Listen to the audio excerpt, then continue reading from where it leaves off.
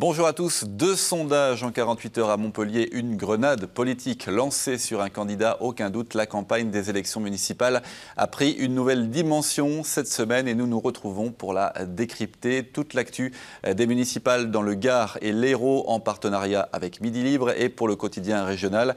Il est de retour sur ce plateau. C'est Arnaud Beaucomont. Bonjour Arnaud. Bonjour Olivier. Et ils sont là aussi impatients de livrer leur analyse. Vous les connaissez maintenant, nos 2 experts, le politologue Michel Crespi. Bonjour Michel. Bonjour. Et puis Laurent Blondiot. Bonjour Laurent, Bonjour. Consultant en communication pour l'agence Wonderful. Vous allez nous parler cette semaine des images et de l'image des candidats, une image et une spontanéité sous contrôle des équipes de campagne. On en parlera tout à l'heure. Et puis bien sûr, un invité politique, c'est vous, Yvan Lachaud. Bonjour. Bonjour Olivier. Président UDI du Gard, adjoint au maire de Nîmes, Jean-Paul Fournier, et en campagne avec lui sur une liste commune UMP-UDI pour l'élection municipale nîmoise. Nous allons en parler dans un instant. Mais d'abord, cette polémique à Montpellier et le courrier d'un chef d'entreprise, Moed Altrad, président du MHR, le club de rugby. Il accuse très directement le président de l'agglo socialiste, Jean-Pierre Moore, candidat au municipal, alors d'un certain nombre de choses, de ne pas tenir ses engagements financiers. Je cite, il paralyse le développement du club, il parle aussi de fausse facturation. Michel Crespi, c'est un coup dur pour Jean-Pierre Moore ? Ah bah, c'est pas agréable pour lui, ça c'est certain. Il va avoir des problèmes parce que, étant donné la relative précision de la lettre de Altrad, je vois pas comment le procureur de la République peut éviter d'ouvrir une information, ce qui est jamais très positif dans une campagne électorale. Je comprends pas non plus très bien la stratégie de Altrad non plus, parce que là, je vois pas comment il peut faire céder le candidat Moore sur une affaire comme ça. Les rapports entre collectivités territoriales et clubs ont toujours été compliqués, notamment dans la région. Montpellier en est un grand exemple, avec des chefs d'entreprise à la tête de clubs. On connaît Louis Nicolin, moi d'Altrad également. Ces rapports ambigus, c'est une longue histoire. Oui, c'est une longue histoire depuis très longtemps parce que les clubs constituent une très grosse association qui peut attirer beaucoup d'électeurs. Rappelons que Louis Nicolin, par exemple, en tant que président du club de Montpellier-la-Paillade, était généralement président du comité de soutien à Georges Frêche aux différentes élections. Donc il y avait une espèce de donnant-donnant qui faisait que la mairie soutenait le club soutenait la mairie, les 2 hommes se soutenaient l'un l'autre et les choses marchaient comme ça parce que le club est un étendard pour la ville aussi et pour sa région. Laurent Blondiot. Au-delà, c'est peut-être une question aussi à poser, Yvan Lachaud, je trouve que c'est symptomatique d'un climat sur, je dirais, les politiques, notamment toutes ces franges économiques où on respecte effectivement plus les timings, je dirais, d'autorité, mais aussi de campagne électorale. Et moi, ce qui me frappe dans le pays, mais au-delà effectivement de cet exemple, c'est une accusation toujours plus haute dans le ton sur les politiques, que ce soit en matière de ce que j'appelle cette frange économique qui n'hésite plus aujourd'hui, le monde économique qui n'existe plus à tenser le politique. Je ne sais pas ce qu'en pense Yvan Lachaud. Bon, écoutez, vous avez parlé de Georges Frêche. Pour en avoir parlé plusieurs fois avec Louis Nicolin, Nicolin a soutenu Frêche parce qu'il estimait que Frêche était celui qu'il fallait pour être président de la région. Je crois que c'était assez clair. Je crois qu'il a pu prendre des positions différentes suivant des élections et que là, ça me paraissait normal qu'il le fasse parce qu'il avait envie de le faire. C'est pas nécessairement lié au fait qu'il était président d'un club. Alors c'est vrai que ça a arrangé Georges Frêche parce que Nicolin, c'est une stature, mais je crois aussi qu'il faut laisser la liberté d'expression à des hommes et à des femmes, qu'ils soient présidents ou non d'associations. Là, aujourd'hui, il y a un président d'association qui dénonce un certain nombre de choses. C'est à la justice de faire son boulot. Moi, j'ai rien à commenter. Voilà, il faut que chacun prenne ses responsabilités. On va avancer, on va parler des sondages, puisqu'il y a eu quand même, je le disais tout à l'heure, 2 sondages en 48 heures. Le premier, alors 2 sondages commandés par des candidats. Le premier, on le voit, commandé par le candidat Philippe Sorel, divers gauche. Un sondage IFOP qui a été publié par Midi Libre. Donc le candidat justement qui commande le sondage prend 5 points au passage. Il passe de 12 à 17% par rapport au sondage du mois de janvier. Un tassement de Jean-Pierre Moore, de Jacques Domergue et de Muriel Ressiguet de 1 point chacun par rapport au mois de janvier. Le Front National recule de 3 points puisqu'il était à 16%. Et puis Joseph Francis, UDI, qui n'était pas déclaré encore lors du sondage du mois de janvier, est maintenant effectivement à 2% sur ce sondage. Michel, sur ce sondage, un mois, jour pour jour, après celui qui avait été diffusé par Midi Libre aussi au mois de janvier. En un mois, il peut se passer beaucoup de choses. Des candidats qui tout à coup gagnent 10-15 points et puis qui les reperdent. On a vu beaucoup, Chevènement et bien d'autres, qui se poussaient beaucoup et puis qui retombaient aussi rapidement. Il est possible, si la chose se confirme et si effectivement Sorel et Francis font de bons scores, ça sera peut-être l'indice d'une espèce de rejet de l'ensemble des partis politiques institutionnels au hasard de dissidents. Laurent Blondiau. On avait vu ce phénomène au moment des élections présidentielles, c'est les sondages qui donnent le tempo de la campagne. On assiste aujourd'hui à ce même phénomène au niveau des grandes métropoles. Je pense à Paris, quasiment 2 sondages par semaine. Montpellier aujourd'hui, c'est Marseille effectivement. Et j'ai l'impression que de fait l'électeur, on est quand même à 7 semaines, je crois, ou à 7 semaines quasiment du premier tour, donc il y a encore le temps de s'expliquer, de présenter son programme. Mais moi, ce que je remarque, c'est effectivement, c'est le sondage maintenant qui donne le tempo de la campagne. Ça veut dire qu'il faut faire campagne différemment, de mon point de vue, pour les candidats. Pas de sondage à Nîmes. Yvan Lachaud, il n'y en aura pas commandé par le candidat Fournier? Non, on n'a pas commandé de sondage. D'abord parce que je pense qu'un sondage, ça donne un éclairage à un instant T. Comme le disait Laurent Blondiau, on a malheureusement des campagnes qui aujourd'hui sont pilotées et par les sondages et par les médias. Donc je crois qu'on est en campagne, on a à dire un certain nombre de choses à nos concitoyens et puis après on verra bien. Sur cette histoire-là, si on regarde d'un sondage à l'autre, le premier étant Opinionway, je crois, sur Montpellier, effectivement on a Joseph Francis et Sorel qui jouent le yo-yo sur ces 2 sondages-là. Bon, écoutez, qu'est-ce que ça veut dire à 8 jours près ou à 15 jours près? Ça ne veut pas dire grand-chose. Les résultats, à mon avis, vont encore beaucoup évoluer d'ici la campagne, d'ici la municipale. On va voir le sondage justement publié ce matin dans Midi, ce jeudi matin, commandé cette fois par Joseph Francis. Alors, il y a 2 scénarios possibles, avec ou sans Philippe Sorel. Si Philippe Sorel est là, il fait 20%, donc il prend encore effectivement, il gagne du terrain encore par rapport au sondage d'il y a 48 heures. Muriel Ressiguet, par contre, effectivement, perd beaucoup de terrain, 5%. Jean-Pierre Moore gagne 1 point. Joseph Francis, qui était à 2%, prend 5 points. Et puis Jacques Domergue reste à peu près au même niveau. Franck Jamet perd encore 2 points par rapport au sondage publié il y a 2 jours. Au-delà de ces chiffres-là, il y a aussi derrière, enfin en tout cas dans l'étude globale, des études de notoriété sur l'image aussi des candidats. Et là, les analyses sont un petit peu différentes. Laurent Blondiau. Oui, je pense que c'est la partie la plus intéressante. Il manque toujours d'ailleurs dans ces sondages une question, c'est l'intérêt de la population sur l'abstention ou un vote. On ne l'a pas. Donc moi, je en notoriété, c'est Jacques Domergue qui est en tête à chaque fois. Et effectivement, la notoriété, je pense que ça doit donner des indications, pour le coup, en termes de communication politique, je dirais, de campagne aux candidats, et singulièrement pour Jean-Pierre Moore, qui effectivement en notoriété est dépassé par Domergue, sur des attendus, sur la préoccupation, je dirais, quotidienne par rapport aux gens, y compris sur l'honnêteté. Il y a besoin, à mon avis, pour Jean-Pierre Moore d'entrer beaucoup plus activement en campagne. La seule question qui a toujours donné le résultat, c'est de qui souhaitez-vous la victoire? Pas pour qui allez-vous voter, mais de qui souhaitez-vous la victoire? Et ça a toujours donné, dans tous les sondages, le résultat final. Le climat, oui, Yvan Lachaud, une réaction. Non, simplement les centristes montpelliérains ont le choix, puisque l'UDI a donné 2 investitures. L'une, je préfère anticiper sur votre question. L'UDI a donné, à mon grand étonnement, mardi en commission d'investiture, à la fois la possibilité à Jacques Domergue de partir sur une étiquette UMP-UDI, et à la fois Joseph Francis de partir aussi. Donc voilà, au 2e tour, on verra, mais Anne Brissot est aussi investie par l'UDI pour partir avec Jacques Domergue. C'est très clair. C'est compliqué. Vous savez, la démocratie, c'est un long fleuve tranquille aussi, donc il n'y a pas de souci. Ça a été l'objet d'un très long débat. Et puis, écoutez, aujourd'hui, les 2 ont la possibilité d'avoir l'étiquette UDI. Pourquoi pas? Et pour les électeurs, ils font comment pour... Ils ont à ce moment-là, en plus de leur souhait de voter pour l'UDI, la possibilité de choisir entre 2 personnes. Une dame qui s'appelle Anne Brissot et un homme qui s'appelle Joseph Francis. Et ça, c'était déjà produit, Balladur et Chirac. Bien sûr. Et on le voit aussi pour d'autres partis, comme le Parti communiste, qui a effectivement des représentants sur plusieurs listes, à Montpellier comme à Nîmes d'ailleurs. Oui, Arnaud Beaucomont. À Montpellier, la droite arrive divisée, en tout cas sur le papier au premier tour. Dans les 3 grandes villes bastions dans la région, Nîmes, Perpignan, Béziers, il y a une forme d'union sacrée, quitte à avaler quelques couleuvres. C'est le cas de Raymond Coudert à Béziers. D'une certaine façon, Jean-Paul Fournier avale aussi quelques couleuvres. Vous ne l'avez pas ménagé. Il vous propose, en cas d'élection, la présidence d'agglomération. Cette union sacrée était nécessaire, impérative à vos yeux? Vous savez, je crois qu'il y a des moments où il faut faire 2 colonnes. La colonne de vos ambitions personnelles et la colonne de la réalité politique. Je sais à peu près de quoi je parle. J'ai vécu des législatives juste un peu compliquées, comme tous les députés qui étaient en triangulaire. Et nous sommes pas sur une élection législative, c'est pas tout à fait comparable, mais nous sommes avec un risque majeur du Front National aujourd'hui, parti que je combats personnellement, eu égard aux propos de Jean-Marie Le Pen qui n'ont jamais été démentis. Donc pour moi, c'est irrecevable.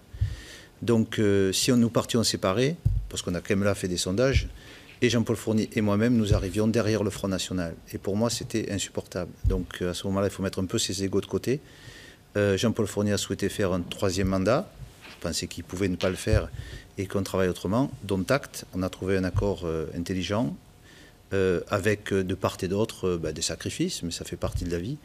Et je suis très heureux aujourd'hui qu'on ait trouvé cet accord qui nous permettra, si nous gagnons, de à la fois piloter la ville et l'agglo, chacun effectivement avec nos responsabilités propres, mais avec une volonté d'avancer tranquillement. Parce qu'aujourd'hui, le problème, c'était pas que le Front National puisse être élu à Nîmes, c'est que par défaut, effectivement, la gauche pouvait être élue à Nîmes.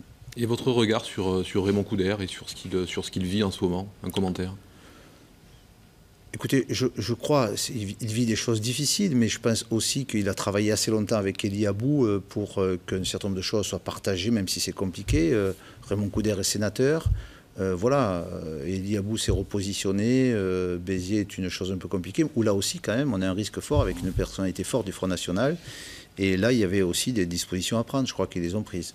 Soutenu par le Front National à Béziers. Robert Ménard se défendant d'être... Oui, notamment par le Front National, mais pas uniquement par d'autres formations politiques. Moi, je veux bien, mais quand on est soutenu par le Front National, on est soutenu par le Front National. Il faut oser le dire quand même aussi, d'accord? Donc après, les électeurs ont la capacité, ont le choix, ils sont libres de leur vote. Mais moi, j'ai des idées claires là-dessus. Michel Crespy, Yvan Lachaud parlait de réalité politique, même si effectivement on n'a pas totalement des affinités les uns et les autres, mais en tout cas il y a une réalité politique à un moment donné, c'est vrai? Bah, évidemment, c'est vrai. Et il faut se plier à cette réalité politique. Mais bien sûr, si on ne faisait d'alliance qu'avec les gens qu'on aime bien, il n'y aurait pas beaucoup d'alliances. Hein, mais il faut qu'après que ça fonctionne dans la vie de tous les jours et dans le fonctionnement de tous les jours. Mais ça fonctionne parce que vous savez, c'est une charge dans laquelle chacun doit faire son travail. On n'est pas supposé s'aimer, pas plus que dans un bureau ou dans une entreprise. À un certain moment, vous travaillez avec des gens que vous appréciez, d'autres que vous appréciez moins, d'autres que vous détestez, et puis vous faites le boulot tous ensemble. Et ben, en politique, c'est exactement pareil. Avec plus ou moins de facilité dans la chose. Ça se voit plus, c'est tout. Moi, ça fait 12 ans que je travaille avec Jean-Paul Fournier. On n'a pas la même vision des choses sur un certain nombre de points. On a eu au moins l'honnêteté de dire quand on n'était pas d'accord l'un et l'autre. Et je ne vois pas pourquoi j'aurais caché un certain nombre de désaccords, même dans une gestion commune. Parce qu'alors, ça veut dire soumission. Il n'est pas question de se soumettre. Je pense qu'on est capable de se retrouver sur un minimum commun. Voilà. À partir de ce moment-là, on est capable de ne pas mentir à nos électeurs, de dire, moi, je n'ai pas été d'accord au début sur un certain nombre de choses, notamment sur des investissements importants. Voilà, on en a discuté, on est tombé d'accord aujourd'hui, on est tombé d'accord sur une répartition des responsabilités. Voilà, mais écoutez, vous savez, il y a des mariages de raison qui tiennent aussi longtemps que des mariages d'amour, hein, d'accord? Donc on peut vivre des mariages de raison. Vous parliez du Front National, du rôle sur Nîmes. Il y a le rôle du Front National de façon globale dans le Gard, hein, qui va avoir une influence certaine sur des villes. Hein, on le sait, à Beaucaire, à Vauvert, à Saint-Gilles. Quel regard vous portez justement sur tout cela? Je crois qu'on peut battre notre coulpe parce que le score du Front National aujourd'hui, il est la résultante de notre manque de courage à droite lorsqu'on était au pouvoir pour prendre un certain nombre de dispositions et de la politique actuelle qui, à mon avis, ne va pas dans le bon sens non plus.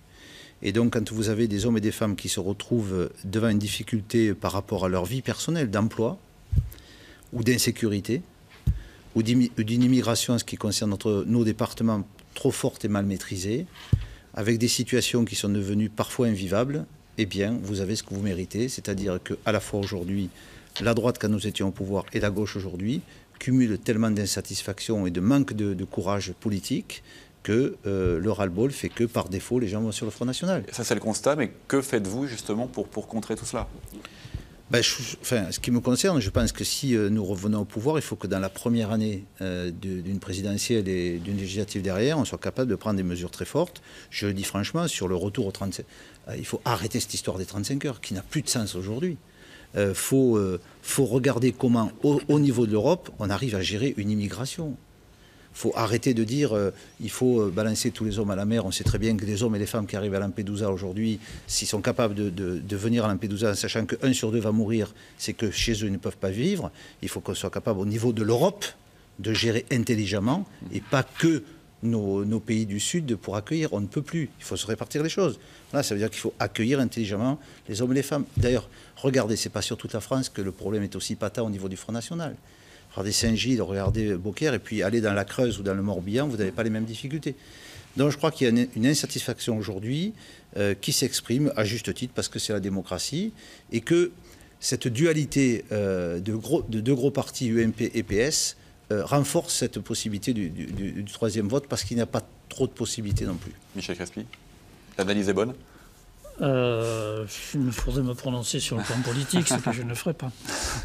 On va passer, on a parlé un petit peu tout à l'heure sur la situation à Béziers avec le ralliement d'Agnès Jullian, qui était vice-présidente de la région, donc d'une majorité de gauche, qui a rendu son mandat, en tout cas sa délégation de vice-présidente, et qui a rejoint Elie Aboud, le candidat UMP, tête de liste UMP pour Béziers, il y a une dizaine de jours. Alors on est allé les voir évidemment, il faut prendre la réaction de chacun. Ce ralliement, Michel Crespi, il était imaginable, en tout cas, pas forcément naturel, disent certains, mais est-ce qu'il était imaginable? Agnès Jullian n'a jamais caché son intérêt pour Béziers. Bien sûr, il était imaginable. Tout est imaginable à un certain moment. Des gens qui changent de camp, d'un moment à l'autre, il y en a des quantités. Vous savez, quand Georges Frêche a constitué ses listes à la région et avant à la municipalité, il a recruté des gens qui venaient d'un peu partout. Dans son il projetait déjà effectivement qu'Agnès Jullian aille à la mairie de Béziers. Hein. Voilà, alors un certain nombre sont devenus socialistes ou ont pris la carte du Parti socialiste et sont devenus sincèrement. D'autres l'ont abandonné assez vite, d'autres venaient d'autres horizons. Dans son premier mandat, un de ses conseillers était Guy Montero, qui avait été condamné pour activité OAS. Bon, ça lui posait aucune espèce de problème. Donc à partir d'un certain moment, Frêche est disparu, cet amalgame éclate lui aussi, et un certain nombre de gens retournent à leur famille naturelle, si je puis dire. Laurent Blandiot. Oui, moi je connais très bien Agnès Jullian, déontologiquement il faut dire un peu que je suis son conseil aussi. Je crois que c'est aussi l'émergence de la société civile qu'on a trop souvent contenue dans un coin de la politique et de s'en servir quand on en avait besoin. Agnès Jullian, ce qui la caractérise, c'est la liberté. La liberté effectivement de s'engager en 2010 aux côtés de Georges Frêche sur la base d'un programme touristique. La liberté aujourd'hui de s'engager avec son association pour Béziers. Je dis bien pour Béziers. Mais quand on est vice-président, c'est pour ça que le mot ralliement est quand même un petit peu politisé. Oui, mais le mot ralliement me va pas, parce que je pense qu'il va falloir s'habituer, et je pense que de toute façon c'est aussi ce que disait Yvan Lachaud en matière de crise politique, c'est que de fait qui s'exprime dans ce pays, il va falloir s'habituer à ce que des gens de la société civile à un moment donné puissent s'organiser, puissent apporter leurs idées, peut-être différemment qu'ils ne l'ont fait par le passé, où effectivement on voyait les choses par le biais de ralliements. Le contexte concernant Agnès Jullian était effectivement compliqué puisqu'elle était en position farouche et frontale avec Raymond Coudert et donc avec la municipalité UMP qu'elle rejoint aujourd'hui, en tout cas sur une liste commune. On va écouter les réactions, on va les écouter effectivement, Agnès Jullian, Elie Aboud et puis Robert Ménard et Jean-Michel Duplat, des réactions recueillies cette semaine à Béziers. J'ai été élue en 2010 derrière Georges Frêche dans une majorité certes de gauche, mais moi je n'ai jamais siégé en tant que personnalité de gauche. J'ai toujours siégé en tant que personnalité de la société civile. C'est aujourd'hui comme ça que je siège sur les bancs de l'Assemblée régionale et en même temps j'y suis derrière, je suis derrière Christian Bourquin et derrière la politique qu'il mène depuis l'origine. Moi j'ai besoin aujourd'hui de mutualiser les moyens, d'avoir ces talents de la société civile avec moi en tant que potentiel futur maire. Voilà ce que ça représente. Ça représente l'ouverture, ça représente les talents et l'expertise pour l'avenir, pour le Biterrois. Voilà, tout simplement. Il est député UMP, il s'allie avec quelqu'un qui était vice-présidente du conseil régional, élu sur une liste socialiste. Et ça, c'est pas le club des élites, des privilégiés qui se tient les coudes de peur de perdre. Ça va être l'UMPS, comme disent certains. C'est la créature de Georges Frêche. Elle a été inventée par Georges Frêche au moment des élections régionales pour faire la peau aux Biterrois. toute la probité roi pour s'en prendre à Béziers. Elle s'est prêtée à ces jeux-là. Qu'elle rejoigne un député de la droite libérale n'a rien de surprenant. Ce qui est plus surprenant, c'est que c'est elle qui, il y a encore 15 jours, a fait le constat le plus implacable de critique de la situation de Béziers et de la responsabilité accablante, selon elle, qu'avait Raymond Couder et son équipe, puisqu'elle avait même appelé le maire de Béziers le seigneur, celui qui saigne à blanc la ville. Yvan Lachaud, une réaction. Juste, si on veut le regarder au niveau national, qui aurait pu dire que l'UMP ou l'UDI soutiendrait François Bayrou à Pau, alors qu'il y a quelques mois, François Bayrou appelait à voter François Hollande. Je crois que dans la vie politique, il y a aussi des moments où il peut y avoir des choix différents. Et Nicolas Sarkozy ou d'autres personnes ont fait la réflexion en se disant, si un certain nombre de centristes ne rejoignent pas, on ne peut pas repasser dans ce pays. Bon, écoutez, voilà, il y a des moments où il peut y avoir des alliances différentes. Il suffit que les personnes soient bien dans leur tête et dans ce qu'elles font. Moi, je respecte cette dame qui fait un choix d'Élie Abou, qui, au demeurant, est un homme sympathique et compétent. Michel Crespier, les réactions, on l'a vu, assez violentes. La barre de Robert Ménard, vous pouvez l'imaginer, mais Jean-Michel Duplat aussi balance pas mal. Hein. Oui, je ne sais pas si ça va compter énormément. Je veux dire que quand les électeurs se prononcent sur les municipales, ils votent pour un maire en réalité. Et le reste de la liste, bon, ça joue à la marge, d'une petite manière, mais pas de façon fondamentale. Avant de passer à la communication... Si ça permet à Élie Abou d'être élu, à M. Ménard d'être battu, moi ça me va parfaitement. Avant de passer à la communication, un mot, on avait parlé la semaine dernière d'une petite phrase qui avait fait mouche, celle de Jacques Domergue qui avait parlé d'aéroclub pour l'aéroport de Béziers. On va écouter la réponse de la tête de liste UMP à Béziers, Élie Abou. Écoutez. On peut être un excellent professeur en médecine et un très mauvais visionnaire de la cartographie régionale. C'est un excellent professeur, c'est un ami, mais quand il a prononcé le mot aéroclub, je pense qu'il a commis une faute majeure. Un aéroport qui passe de 40 000 à 280 000 en 5 ans, ce n'est pas un aéroclub. Donc, mon cher Jacques, avec toute l'amitié que j'ai pour toi, occupe-toi de Montpellier et laisse le Biterrois tranquille. Voilà, c'était la réponse claire. On va passer à la page communication avec Laurent Blondiot.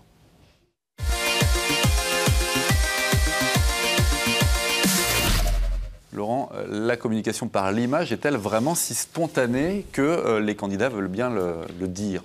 Alors c'est vrai qu'on assiste cette année pour les élections municipales à un foisonnement d'images très contrôlé par les candidats par le biais de comptes, ce qu'on appelle les comptes Instagram ou par le biais de Facebook et Twitter.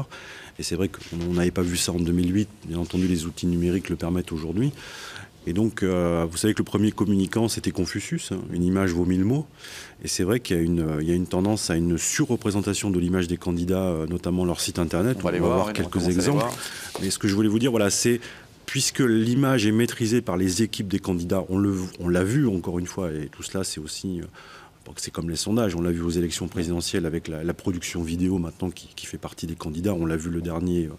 Par exemple, meeting de NKM, les images télévisées étaient de la production. Là, on voit le maire de Lyon. Hein. On voit le maire de Lyon Gérard qui visite une école maternelle. On a vu avant une dame qui disait « je soutiens Alain Juppé ». On va voir aussi monsieur, je crois, Menucci qui mange sur le Vieux-Port. Ça fait photo volée voilà. un peu. Mais ce que je veux dire, et moi j'ai une pensée pour mes amis photojournalistes, reporters photojournalistes, notamment parce qu'il y a un vrai travail de photographique en matière de journalisme politique qui a tendance à baisser, et on donne, je dirais, le candidat sur tous les sites aujourd'hui. Suivez la campagne en photo. Anne Hidalgo, elle pose quand même. Hein. Alors là, Anne Hidalgo, elle est formidable, avec un Boucher ou je ne sais qui du coin. Ce que je veux dire, c'est on perd en spontanéité et il y a un plus grand contrôle de l'image. Et je trouve que ça, à un moment donné, trop c'est trop, de mon point de vue. Ça sera le mot de la fin. Merci en tout cas à tous les 4 d'être venus sur ce plateau. On se retrouve la semaine prochaine pour une nouvelle spéciale municipale. Et dès ce vendredi, les grands débats, c'est à 20h50 sur TV Sud. À bientôt.